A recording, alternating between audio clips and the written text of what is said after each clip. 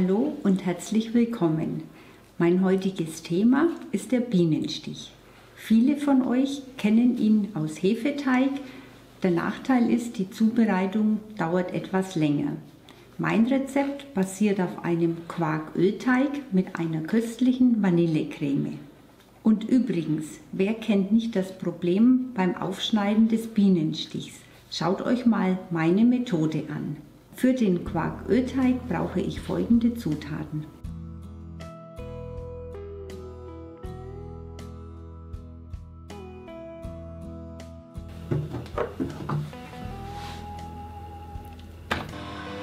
Der Teig ist gleichmäßig geknetet, er löst sich vom Rand wie der Hefeteig und klebt nicht mehr am Finger. Jetzt kann er in die Springform. Zuerst fette ich die 28er Springform mit meinem Backtrennmittel wieder ein. Die Hände etwas bemehlen, damit der Teig nicht so fest klebt, wenn ich ihn in die Springform drücke. Der Teig ist sehr elastisch, das heißt, er zieht sich immer wieder zusammen und darum nochmal am Rand entlang gehen, dass er auch am Rand schön glatt anliegt. Als nächstes brauchen wir den Nussbelag und dazu brauche ich folgende Zutaten. 50 Gramm Zucker, ein Päckchen Vanillezucker, 100 Gramm Butter, 30 Gramm Aprikosenmarmelade und 200 Gramm Mandelblättchen. Alle Zutaten bis auf die gehobelten Mandeln in einen Topf geben und auf der Herdplatte schmelzen. Die Butter in kleine Stücke schneiden, dann schmilzt es auch schneller. Butter und Zucker sind jetzt flüssig. Ich gebe die Mandeln jetzt dazu und verrühre sie noch.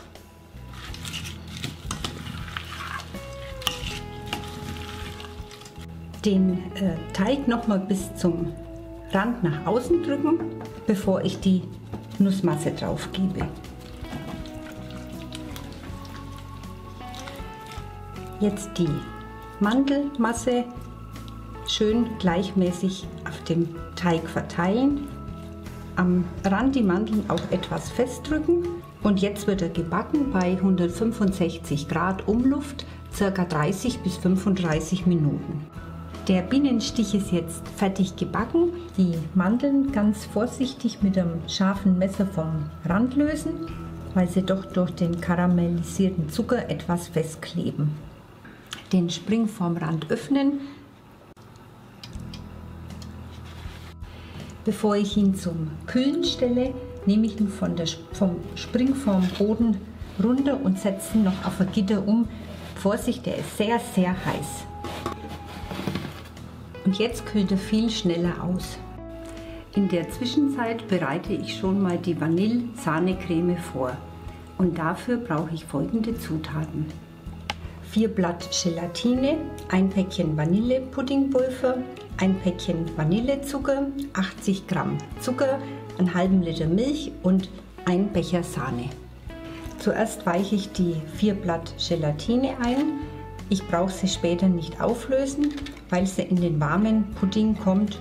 Als nächstes koche ich den Vanillepudding. Neben den Zutaten braucht man natürlich Topf und einen Schneebesen. Ich gebe erstmal die Hälfte der Milch in den Topf, Vanillezucker und Zucker und jetzt rühre ich das Vanillepuddingpulver gleich in die kalte Milch ein. Das Ganze gut verrühren, dass keine Klümpchen in den Pudding sind. Die restliche Milch dazugeben und nochmal verrühren. Ich gebe erst immer die Hälfte dazu, damit es beim Verrühren nicht überschwappt. Ich stelle den Topf jetzt auf den Herd und lasse es unter ständigem Rühren aufkochen. Immer gut durchrühren, damit er nicht anbrennt und einmal richtig aufkochen lassen. Den Pudding gebe ich gleich in eine Schüssel zum Abkühlen. Die eingeweichte Gelatine gut ausdrücken und da die Gelatine in warme Flüssigkeit kommt, muss sie vorher nicht extra aufgelöst werden. Gelatine zugeben und mit dem Schneebesen verrühren. Bis die Gelatine aufgelöst ist, Und dann den Pudding, bevor er erkaltet, mit Klarsichtfolie abdecken, damit er keine Haut bekommt.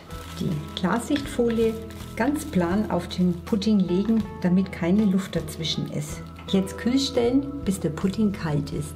Der Pudding ist jetzt erkaltet. Ich mache jetzt die Creme fertig und dazu schlage ich erst den Becher Sahne steif. Die Folie abziehen, mit dem Schneebesen den Pudding einmal kurz aufrühren. Jetzt die Sahne zugeben, die Sahne vorsichtig mit dem Schneebesen unterheben. Die Vanillecreme ist fertig, ich schneide jetzt den Boden einmal durch. Auf dem Gitter lässt sich der Kuchen nicht so gut schneiden.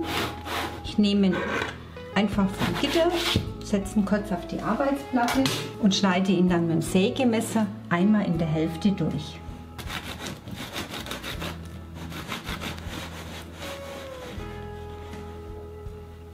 Die obere Hälfte des Kuchens lege ich kurz zur Seite.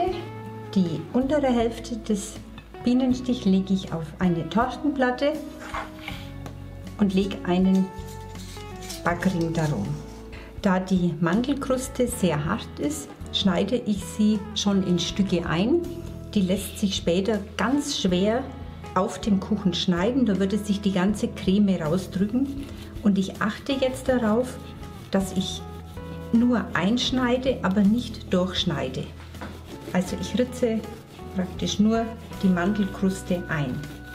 Diese Methode hat den Vorteil, dass ich das komplette Oberteil dann auf den Boden setzen kann. Ansonsten müsste ich die einzelnen Stücke draufsetzen und die passen oft nicht mehr so gut aneinander. Die Creme auf den Boden geben und glatt streichen.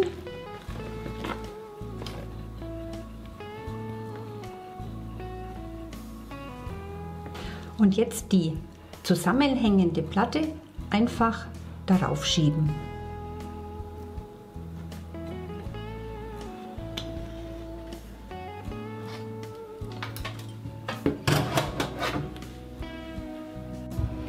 Ich weiß nicht, ob ihr das erkennen könnt. Die Stücke sind vorgeschnitten und der Boden lässt sich wirklich ganz einfach auf die Creme setzen.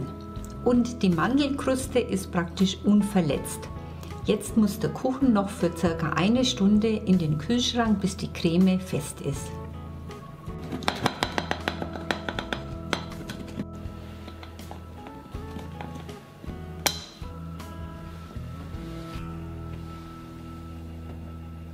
Mit einem Sägemesser den Kuchen jetzt schneiden und immer der eingeritzten Linie folgen.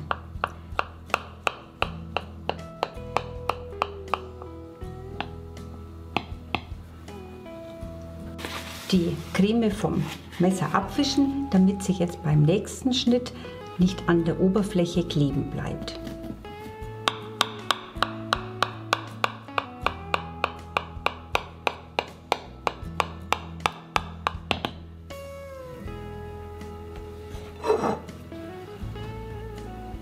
Also der Bienenstich sieht nicht nur gut aus, er schmeckt auch köstlich, also unbedingt mal nachmachen. Und wenn ihr wollt, abonniert auch mal meinen Kanal. Ich würde mich sehr freuen. Bis dann und tschüss.